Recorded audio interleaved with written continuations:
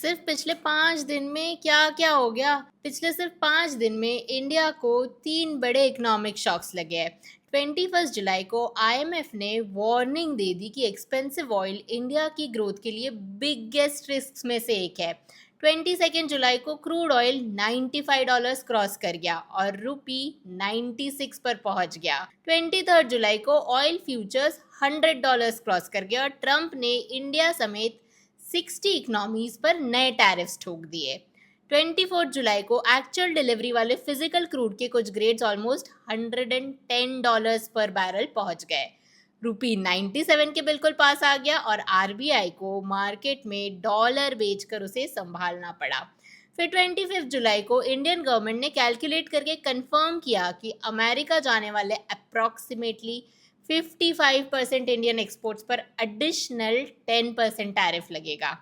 मतलब मंडे को IMF warning दे रहा था, थर्सडे को ऑयल $100 क्रॉस कर रहा था, फ्राइडे को ट्रम्प टैरिफ लगा रहा था, रुपी 97 के पास था और आरबीआई डॉलर लेकर मार्केट में खड़ा था। सैटरडे को गवर्नमेंट कैलकुलेट कर रही थी कि कितना एक्सपोर्ट बच गया और कितना फंस गया। भाई ये इकोनॉमी चल रही है या एक हफ्ते में पूरी सेमेस्टर की एग्जाम ले रहे हो? लेकिन ये 3 सेपरेट प्रॉब्लम्स नहीं है, इनका कनेक्शन बहुत सिंपल है। इंडिया प्रोडक्ट्स एक्सपोर्ट करके डॉलर कमाता है, इंडिया ऑयल इंपोर्ट करके डॉलर्स खर्च करता है। टैरिफ से डॉलर्स की कमाई प्रेशर में आती है, एक्सपेंसिव ऑयल से डॉलर का खर्चा बढ़ता है और वीक रुपी हर डॉलर को और महंगा बना देता है। तो चलो समझते हैं कि ये सब हुआ कैसे और इसका आपकी महंगाई, जॉब्स और स्टॉक मार्केट पर क्या इम्पैक्ट हो सकता है। तो शुरुआत करते हैं ट्रम्प के टैरिफ से। ट्रम्प ने 24 जुलाई को अचानक उठकर ये टैरिफ डिसाइड नहीं किया, इसका प्लानिंग बहुत पहले से ही चल रहा था। देखो 2025 के एंड में यूएस सुप्रीम कोर्ट ने ट्रम्प के सारे टैरिफ्स को इलीगल बोल दिया था।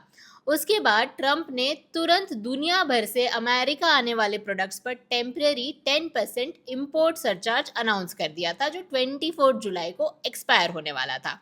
लेकिन ट्रंप को तो परमानेंट टैरिफ लगाना था, तो ये 5 महीने में ट्रंप ने एक नया सेक्शन ढूंढा, सेक्शन 301, और पूरी दुनिया भर की कंट्रीज पर एक इन्वेस्टिगेशन शुरू कर दिया। इसके हिसाब से अगर अमेरिका को लगता है कि कोई कंट्री फोर्स्ड लेबर यानी कि मजदूर से जबरदस्ती काम करने वाले प्रोडक्ट्स का इंपोर्ट करती है, अपने मार्केट में आने देती है, तो अमेरिका उस पर टैरिफ लगा सकता है।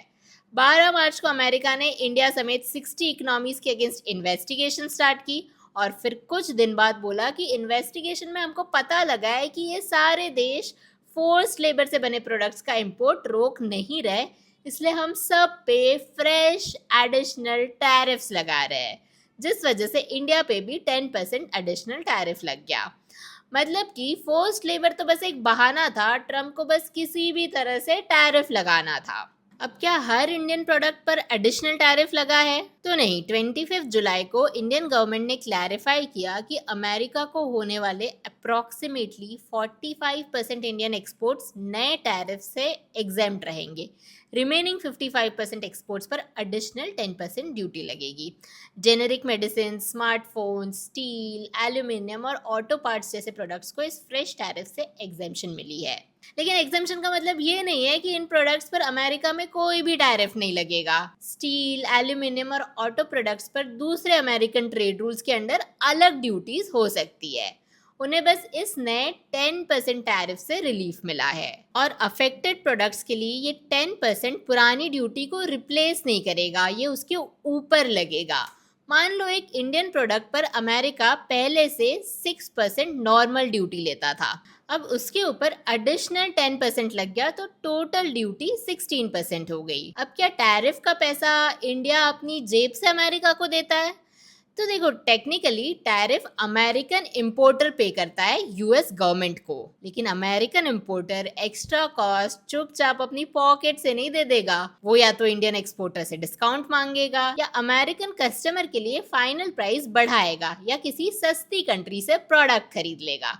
अगर इंडियन एक्सपोर्टर प्राइस कम करता है तो उसका प्रॉफिट मार्जिन गिरता है, अगर प्राइस कम नहीं करता तो प्रोडक्ट महंगा हो जाता है और डिमांड गिर जाती है। अगर बायर सप्लायर चेंज करके कोई और कंट्री चला जाता है तो इंडियन कंपनी ऑर्डर ही लूज कर देती है।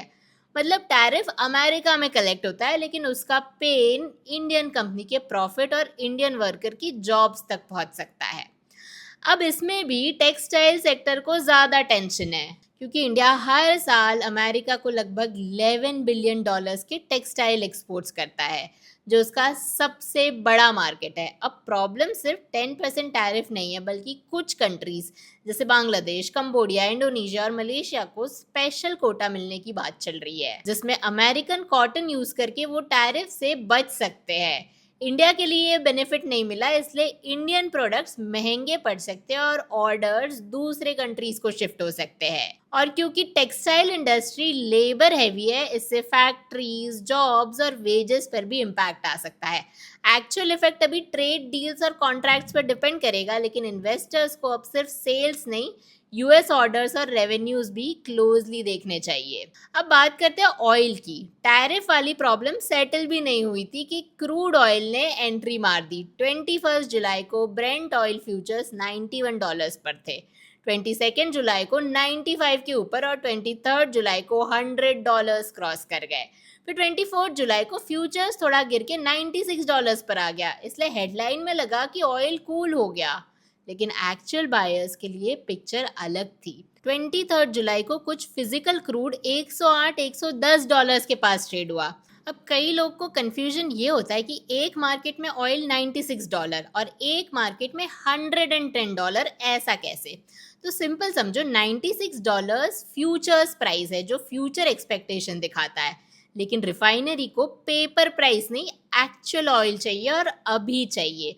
और उस ऑयल को डिलीवर करने का real cost, shipping, risk, shortage काफ़ी ज़्यादा बढ़ गई है। और ये इसलिए हुआ है क्योंकि इस हफ्ते रेड सी और ब्लैक सी में अटैक्स की वजह से ऑयल सप्लाई डिस्टर्ब हो चुकी है। टैंकर्स को सेफ रूट से जाना पड़ा, इसलिए ट्रांसपोर्टेशन टाइम और कॉस्ट दोनों बढ़ गए। कजाकिस्तान में प्रोडक्शन भी कम हो गया। रिजल्ट ये हुआ कि ऑयल कम और डिमांड ज़्यादा हो गई, इसलिए जो ऑयल अवेलेबल था उसकी प्राइस और उसको डिलीवर करने का कॉस्ट दोनों बढ़ गया। और ऐसे सिचुएशंस में इंडिया को हमेशा काफ़ी प्रॉब्लम होती है क्योंकि इंडिया अपनी क्रूड ऑयल रिक्वायरमेंट का नियरली 90% इम्पोर्ट करता है और इंटरनेशनल ऑयल की पेमेंट रुपीज़ में नहीं, डॉलर में होती है। ऑयल प्राइस बढ़ी तो सेम क्वांटिटी खरीदने के लिए इंडिया को ज़्यादा डॉलर्स चाहिए। ज़्यादा डॉलर डिमांड की वजह से रुपी वीक होता है।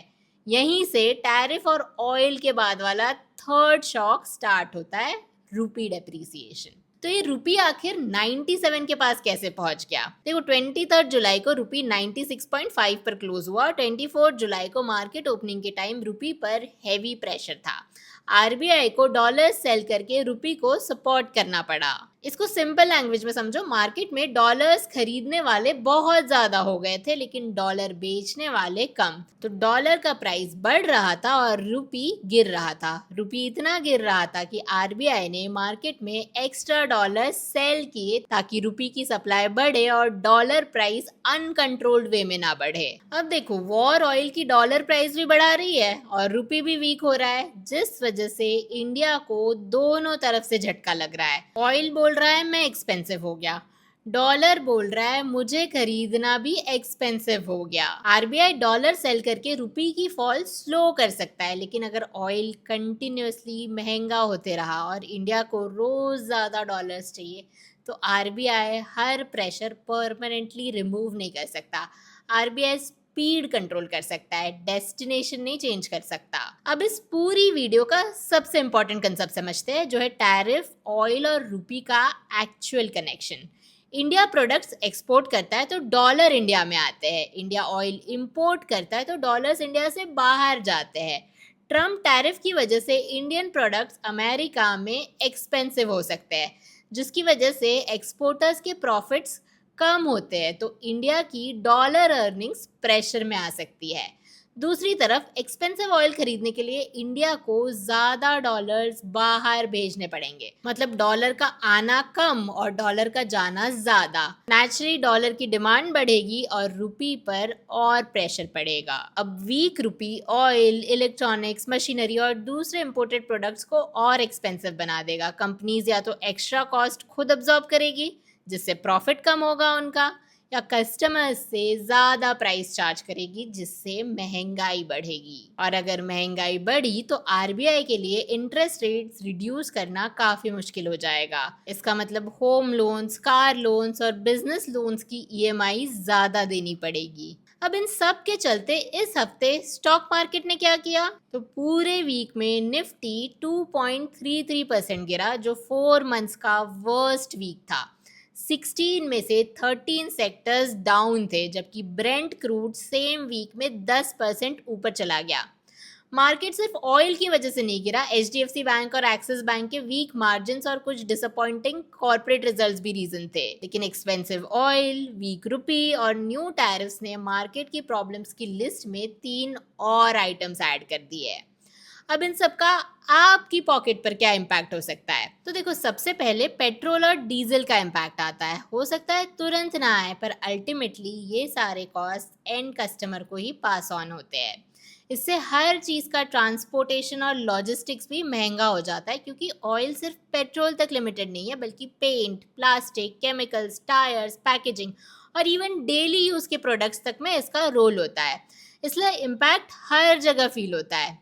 फिर weak rupee foreign travel, overseas education, imported gadgets और सब्सक्रिप्शंस को और एक्सपेंसिव बना देता है। अब इन सब से कौन से स्टॉक्स वल्नरेबल हो सकते हैं, तो airlines, paints, chemicals, tyres, logistics और पैकेजिंग हैवी कंपनीज पर कॉस्ट प्रेशर आ सकता है। ऑयल मार्केटिंग कंपनीज का इम्पैक्ट इस बात पर डिपेंड करेगा कि हायर क्रूड कॉस्ट कस्टमर्स को पास करने दी जाती है या कंपनी को खुद अब्सॉर्ब करनी पड़ती है। टेक्सटाइल एक्सपोर्टर्स को न्यू टैरिफ और competitor country benefits closely track करने होंगे।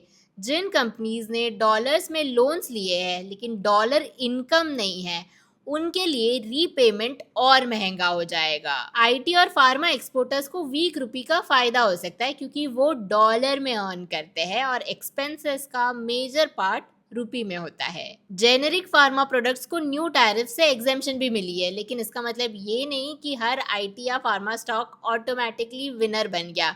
इंपोर्ट्स, हेजिंग, डॉलर डेट और डिमांड सब चेक करना पड़ेगा। अब सबसे इम्पॉर्टेंट चीज़ क्या है, देखो, टैरिफ 10% है, फिजिकल ऑयल ऑलमोस्ट $110 है और रुपी 97 के पास है। लेकिन सबसे इम्पॉर्टेंट नंबर इनमें से कोई भी नहीं है।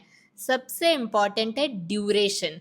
अगर ऑयल कुछ दिन $100 के ऊपर रह के वापस गिर जाता है तो इम्पैक्ट मैनेजेबल हो सकता है, लेकिन महीनों तक एलिवेटेड रहा तो कंपनी के कॉस्ट्स, इन्फ्लेशन और इंडिया के इंपोर्ट बिल पर सीरियस प्रेशर आएगा। टैरिफ्स इंडिया यूएस नेगोशिएशंस के थ्रू चेंज हो सकते हैं। इंडिया स्पेशली टेक्सटाइल्स के लिए रिलीफ नेगोशिएट कर रहा है। रुपी भी ऑयल प्राइसेस, आरबीआई एक्शन और फॉरेन इन्वेस्टमेंट फ्लोज के साथ स्टेबलाइज हो सकता है। तो इंडिया अभी क्राइसिस में नहीं है, लेकिन पोजीशन अनकंफर्टेबल ज़रूर है।